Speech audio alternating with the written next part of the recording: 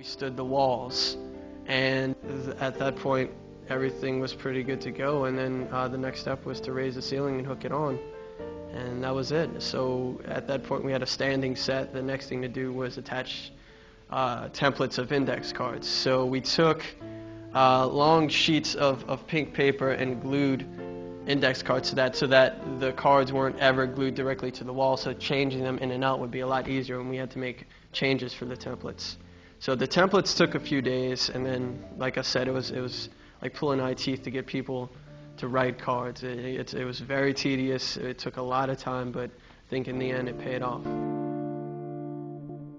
And so what we have is an illusion of a hallway that gets longer as it goes, but it's only 28 feet long, when on screen it probably looks double that. Here we are in the lower 9th Ward, probably the most hardest hit area after the storm. As you can see, most of this block's been cleared away, but this dilapidated house, it looks like it's just standing here, and it'll just stand here until it falls over.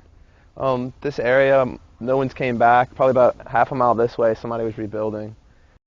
There's been a debate about this area coming back. People say that the government hasn't spent any money in this area at all because they don't want the people who live in this area to come back at all. It wasn't so much a bad neighborhood, but there's a lot of poor working class people.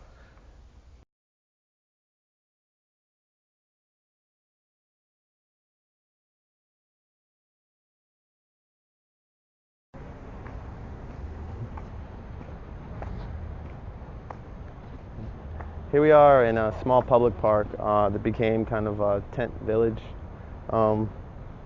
This is the main part of it, right here behind me. The gazebo's also people sleeping in there too. This is what happens when you don't have enough fundage after the storm, when the focus was on temporary relief and not on helping out to the long term.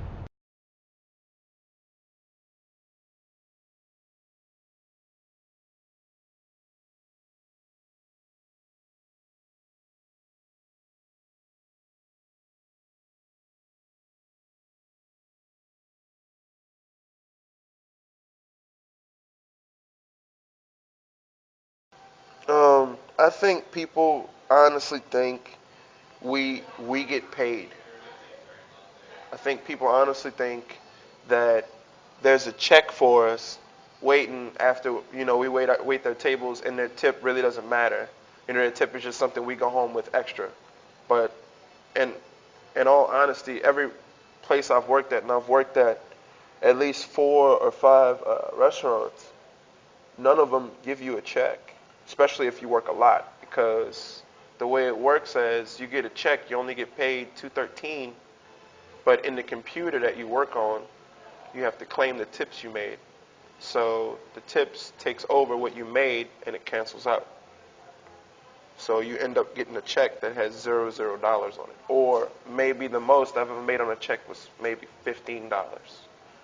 So all week, whatever people decide to give me is what I make. So I think their whole perception is we get paid, so it's our job to clean up French fries or baby food under a table from when their kid comes in, and they're just not treating this like this is a place where they eat, like their home, and they should clean up after themselves. They think that we are the janitors of the industry. My art department went above and beyond for this film. That was something that was probably one of the biggest production challenges for Zombie Holiday, was just dealing with all of the things that had to show up in the film. I'd say the most challenge was actually trying to make a believable prop for our brain. We took Jell-O, we mixed with that with a can of evaporated milk. We 2 packs of ramen noodles and put in the brain, as well as a pound of ground beef. And we used cornstarch and corn syrup, and then we used food coloring.